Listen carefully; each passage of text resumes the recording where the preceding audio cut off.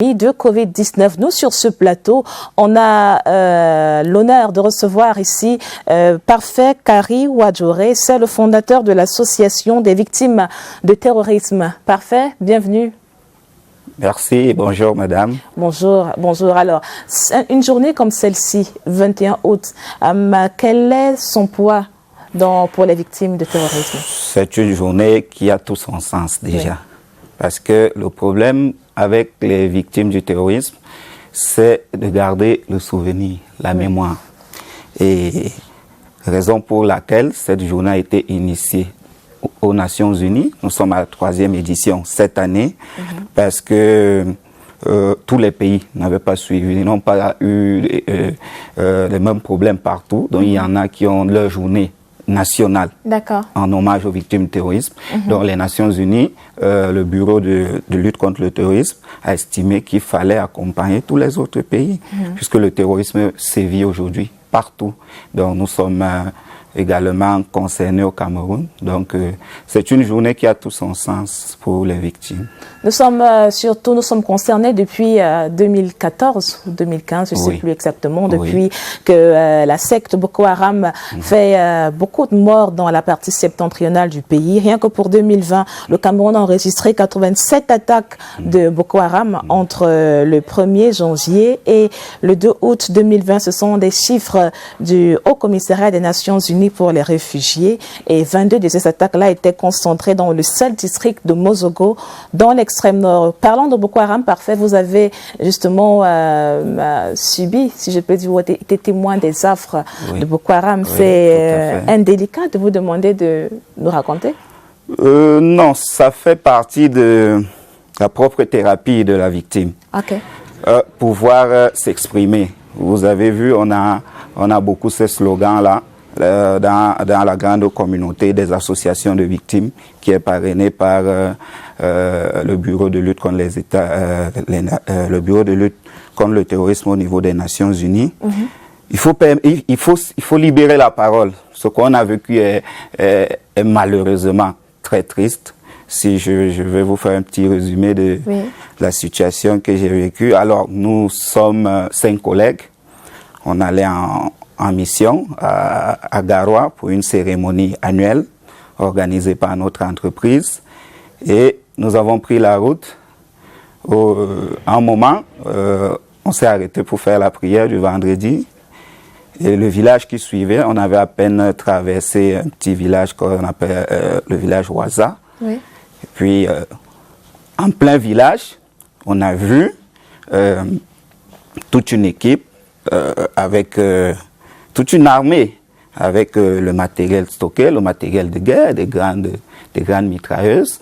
Je l'ai vu un peu à distance, j'étais le plus jeune, je suis au milieu du pick-up derrière. Je tapote le collègue, je lui dis, regarde comment cette route fait peur, regarde comment l'armée doit se déployer pour sécuriser la route. Parce qu'en fait, celui qui était sur la grande mitrailleuse, il avait une tenue de nos commandos du BI.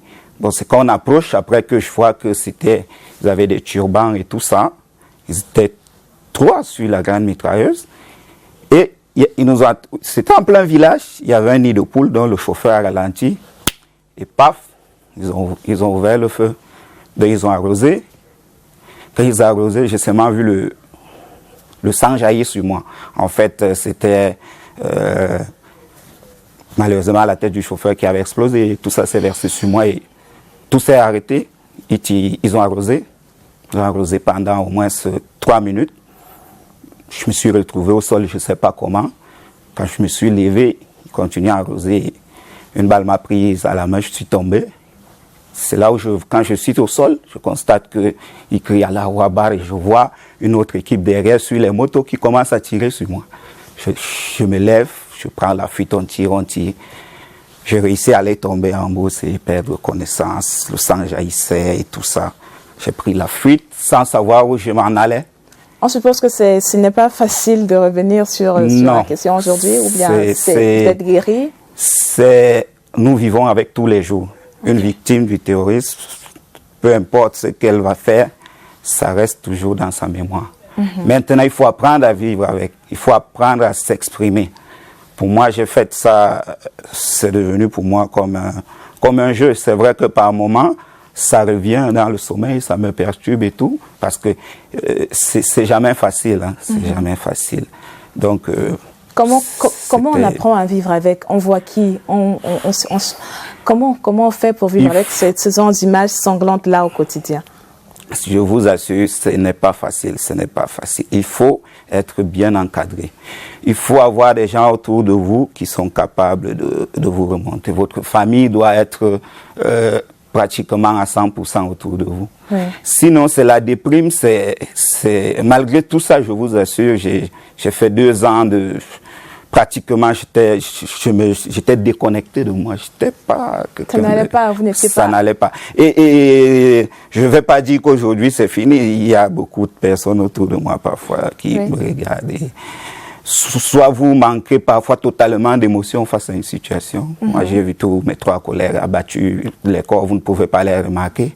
Je me souviens quand nous sommes arrivés à l'hôpital, on a appelé quelques de leurs frères pour venir remarquer les corps. Beaucoup ont dit que non, c'est pas mon frère, puisque vous ne remarquez plus, c'était les armes de guerre. La tête est ouverte, vous ne remarquez plus votre personne. C'était ma première fois de voir comment on peut être aussi barbare dans la vie. Oui. Il y a une sorte, à poser qu'il y a une sorte de remise en question de la valeur de la vie humaine. Tout à fait, tout exactement, vous avez compris, c'est ça. Vous vous rendez compte à quel point, pour certains, la valeur de la vie, c'est un claquement de doigts. Oui. C'est un claquement de doigts. Alors, votre association, l'association des victimes de terrorisme, justement, a été mise sur pied pour accompagner ces victimes-là. Comment vous déployez? L'association a été créée en 2018, après que je fais pratiquement 2 ans et demi d'hôpital. Il faut monter, il faut descendre. Grâce à Dieu, merci. Merci à tous qui ont intervenu dans la chaîne. Il y a les pouvoirs publics, j'ai été soigné dans les hôpitaux publics gratuitement. Il y a mon employeur qui s'est déployé. Il y a la CNPS qui m'a accompagné. Bref, on s'est battu.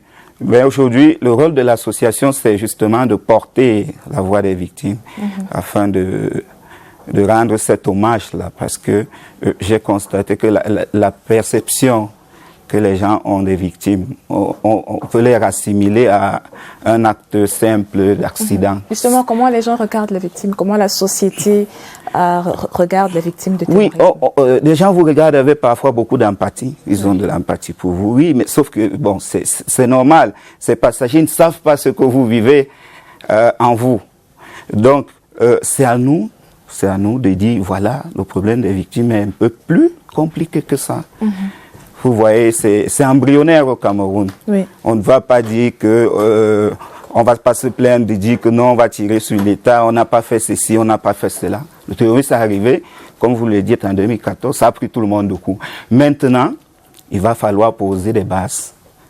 Et nous, au niveau de l'association, nous travaillons là-dessus. On travaille avec beaucoup d'associations dans le monde pour voir des modèles qu'on peut adapter sur l'accompagnement des victimes ici. Accompagner les victimes, c'est pas venir leur donner à manger aujourd'hui. Hein. Si le monsieur il a perdu sa famille, le problème il est un peu plus sérieux. Oui, il est un peu plus complexe. Donc on va travailler, nous travaillons là-dessus d'abord pour honorer la mémoire. Malheureusement, nous n'avons pas de mémorial au Cameroun où les victimes peuvent aller déposer des fleurs. C'est un de nos projets que nous allons soumettre aux autorités d'ici là, pour que des dates comme celle-ci, nous puissions chacun rendre hommage à... C'est le poids de toute une vie, parfait, Karia Ouadjoré. Juste pour sortir, quel conseil vous donneriez à un proche d'une personne victime de terrorisme qui nous regarderait? Comment il doit se comporter? Oui, madame, la victime a besoin d'être accompagnée. La victime peut avoir beaucoup de comportements que vous n'allez pas comprendre. Cela nous arrive à tous. Il faut essayer d'accompagner la victime. Le stress psychotraumatique, nous le vivons tous. Généralement, on se dit que c'est pour les Blancs. Non, on a le stress psychotraumatique qui est là et qui peut durer toute une vie, qui dure même toute une vie avec les victimes du terrorisme. On n'oublie pas le terrorisme. Ce que j'ai vécu là, chez moi, ça se passe comme si c'est là, quand je vous raconte ça. Oui. C'est toujours frais dans ma tête, c'est toujours frais. Ça a changé mon comportement, mes habitudes, ma manière de m'asseoir quelque part, parce que je me dis, oh, quelque chose va se passer, il faut fuir. Donc, voilà, il faut accompagner les victimes. Beaucoup de courage à vous, parfait. Beaucoup de courage à tous ceux qui ont été un jour victimes ou alors témoins des actes de terrorisme. On espère en sortir de là très rapidement. Parfait, très belle journée. Merci, merci. Et que le souvenir soit signe d'espérance. Merci, merci madame. Merci de l'opportunité que vous nous avez donnée de nous exprimer en cette journée internationale. Merci. C'était donc notre invité du jour, Parfait Kari Ouadjouré, fondateur de l'Association des victimes de terrorisme en cette 3e édition de la journée internationale en hommage aux victimes du terrorisme.